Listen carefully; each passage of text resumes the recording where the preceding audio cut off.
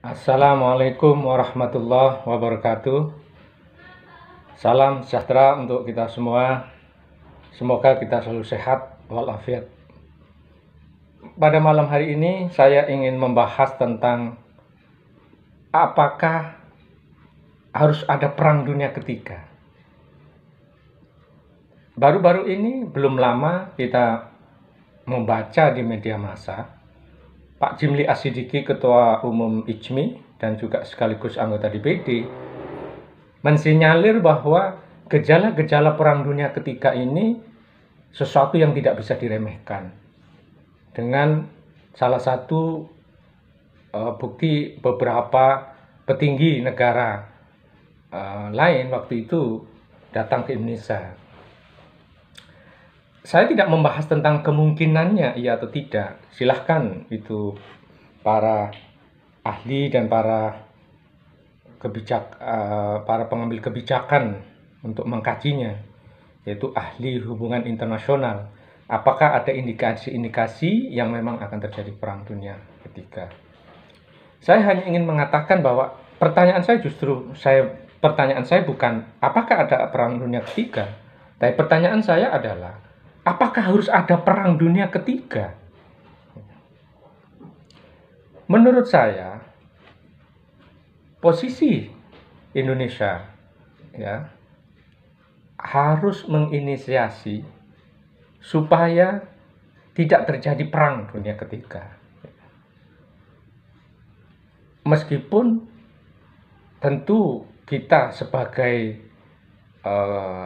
bertahan diri atau jaga-jaga diri untuk menghadapi itu semua, tetapi kita harus terus melakukan, dan pemimpin negara ini, para intelektual dan para pemimpin negara ini harus mendorong, melakukan lobby-lobby politik internasional supaya semua konflik internasional itu bisa diselesaikan secara damai. Karena perang bukanlah jawaban. Perang selalu membawa penderitaan. Perang selalu membawa kesengsaraan. Hanya orang-orang yang tidak tahu penderitaan peranglah yang selalu berbicara dan menganjurkan peperangan. Apa sebenarnya perang itu? Perang ini menurut saya adalah residu dari peradaban masa lalu atau peradaban primitif umat manusia. Umat manusia modern hari ini sudah mendaulatkan sebagai peradaban yang beradab, sebagai bangsa-bangsa yang beradab, bangsa yang menjunjung nilai-nilai kemanusiaan.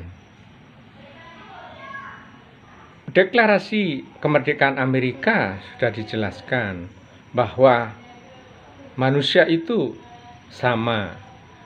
Begitu pula Undang-Undang Dasar 1945 kita juga menjelaskan bahwa bangsa ini didirikan atas paham bahwa mendorong terwujudnya perdamaian abadi. Dan bangsa Indonesia ini luar biasa dalam 45 itu, yaitu merumuskan bahwa bangsa ini didirikan sebagai bangsa yang setara dengan bangsa-bangsa lain. Duduk sama rendah, berdiri sama tinggi. Tidak merasa lebih tinggi dari bangsa lain dan tidak boleh merasa lebih rendah dari bangsa lain. Pemahaman modern ini harus menjadi pemahaman yang dipegang teguh oleh masyarakat global hari ini. Terutama para pemimpin-pemimpin dunia. Orang-orang yang terlahir menjadi pemimpin dunia mestinya memahami visi manusia modern ini. Begitu pula para intelektual di semua negara, para agamawan di semua negara juga harus mempunyai pemahaman yang sama bahwa perdamaian itulah adalah jalan yang tidak bisa ditawar-tawar bagi kemanusiaan di masa depan. Pengertian ini sebenarnya sudah jauh hari diajarkan oleh agama-agama. Agama Kristen misalnya mengajarkan tentang kasih sayang. Bahkan agama Kristen agak ekstrim. Jika engkau ditampar pipi kananmu, maka berikanlah pipi kirimu. Tidak boleh membalas begitu. Islam terkenal sebagai agama yang adil. Gitu. Jika engkau diperlakukan, maka kamu boleh membalas dengan yang setimpal. Tetapi memaafkan itu jauh lebih baik. Maka disinilah ada hukum kisos itu kan seperti itu, jadi setimpal. Gitu. Tetapi ada ruang memaafkan. Gitu. Perang di dalam Islam, Islam tidak pernah mengajarkan perang. Islam tidak pernah mengajarkan perang. Islam itu hanya membolehkan berperang jika engkau diperangi, jika engkau diusir, jika engkau diancam, maka kamu boleh berperang. Tetapi Islam tidak pernah mengajarkan perang. Jalan damai itulah jalan yang ditempuh. Nabi Muhammad mengajarkan, ya, pada Fathu Mekah itu, Nabi itu dengan kekuatan yang besar bisa masuk ke Mekah, menaklukkan Mekah. Ditulis oleh sejarawan Philip Kahiti adalah sebuah penaklukan umat manusia pertama tanpa darah. Karena sebelumnya manusia itu kalau menaklukkan sebuah daerah, dia pasti berdarah-darah. Pasti berdarah-darah dan terjadi banyak pembantaian gitu. Tetapi Nabi menunjukkan kepada dunia bahwa dia menaklukkan Mekah dengan damai. Gitu. Ketika kekuatan itu ada di tangan kita, maka kita tidak akan melakukan kejahatan, tidak akan melakukan pembantaian. Karena Islam itu sangat menghargai jiwa manusia. Membunuh satu orang sama dengan membunuh seluruh manusia. Nah, kenapa Islam juga identik atau terkenal juga dengan jihad, berperang dan sebagainya. Jadi makna jihad pun itu juga sudah dimaknai oleh Rasulullah sendiri. Jihad yang terbesar adalah jihad mengendalikan hawa nafsu diri sendiri. Ini adalah berdamai dengan realitas waktu itu, di mana umat manusia secara keseluruhan waktu itu adalah umat yang hanya punya logika ditaklukkan atau menaklukkan, dibantai atau membantai, diancam, diintimidasi, ya, dan akhirnya berperang gitu. Nah, dalam posisi itulah ajaran-ajaran atau doktrin-doktrin atau rambu-rambu tentang perang itu yang diberikan oleh Nabi itu sangat hati-hati. Makanya Nabi Muhammad itu adalah pihak pertama di dunia ini yang mengajarkan hak-hak sipil saat perang. Misalnya tidak boleh membunuh anak-anak, ibu, pohon pun tidak boleh ditebang, gitu. Itu menunjukkan bahwa itu sebenarnya doktrin aslinya Islam. Maka Islam itu adalah agama damai. Visi Islam itu adalah damai. Salamnya aja assalamualaikum warahmatullahi wabarakatuh. Salam supaya kedamaian, rahmat selalu tercurah kepadamu. Cita-cita Islam itu adalah cita-cita kedamaian, harmoni, keselarasan, tidak darah. Gitu. Tetapi dalam konteks bertahan, survival, maka kita boleh mempertahankan diri dengan yang namanya perang. Tetapi perang sendiri itu bukan inti atau bukan ajaran Islam. Nah, apa yang dilakukan oleh Nabi dengan Islamnya ini juga akhirnya diadopsi oleh peradaban modern. Doktrin Amerika tentang kebebasan, tentang hak-hak manusia, hak-hak HAM itu kalau menurut penulis novel Sophie Justin Gardner itu diambil, ya, tidak dari Piagam Madinah, diambil dari prinsip-prinsip Nabi di Madinah. Dari mana mereka tahu? Mereka tahu dari intelektual, karena intelektual Barat yang mereka memang belajar pada intelektual Islam.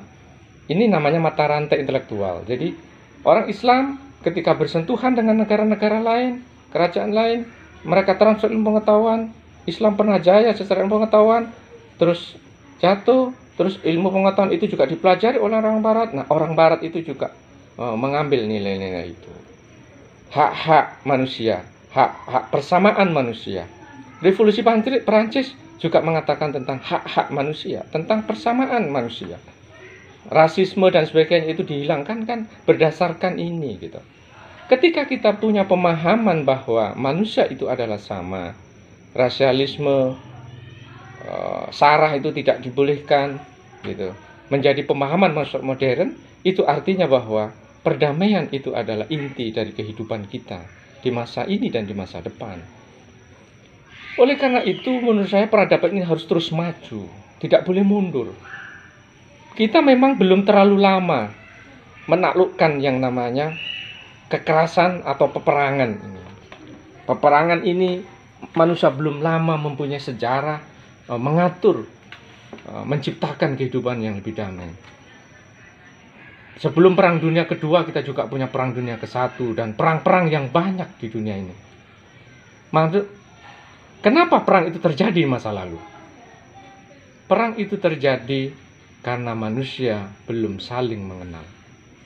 Dulu manusia itu hidup dalam suku-suku yang terasing, komunitas-komunitas yang tidak saling mengenal. Disitulah kecurigaan untuk ditaklukkan atau menaklukkan itu menjadi hukum di dunia waktu itu. Tapi dengan era kita hari ini, dengan era yang terbuka, dengan adanya 4.0 seperti ini, manusia terintegrasi secara pikiran. Kenapa kita tidak terus mendalami, terus mendorong kesaling pahaman di antara bangsa-bangsa, di antara semua umat manusia? Tidak ada lagi ada perbedaan antara hitam dan putih, coklat dan kuning.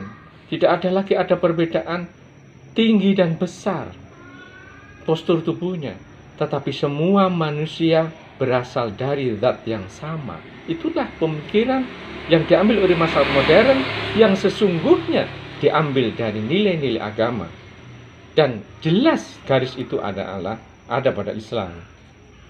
Oleh karena itu menurut saya, umat Islam di era ini adalah harus menjadi sebuah entitas internasional yang terus mengkampanyekan bahwa peperangan adalah residu dari masa lalu.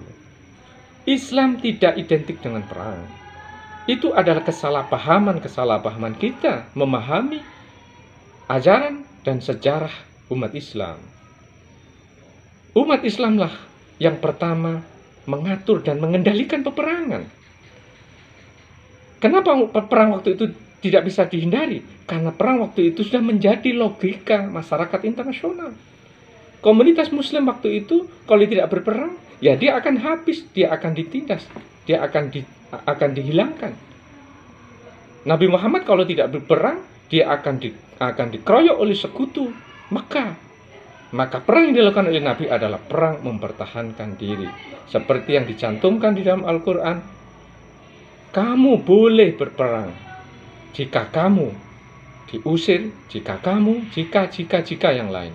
Bukan berperanglah kamu untuk mendapatkan kemenangan, tidak. Tetapi perang adalah sebuah mekanisme defensif, mekanisme mempertahankan diri. Kalau kesalingpahaman di antara bangsa-bangsa ini terjadi, kenapa harus ada bangsa yang agresor? Bangsa agresor itu harus dikecam bersama-sama. Harus dikecam, harus diperolok oleh masyarakat internasional bahwa dia adalah bagian dari masyarakat barbar, dari masyarakat primitif, masyarakat yang masih mengambil residu dari masyarakat primitif atau masyarakat pra-modern.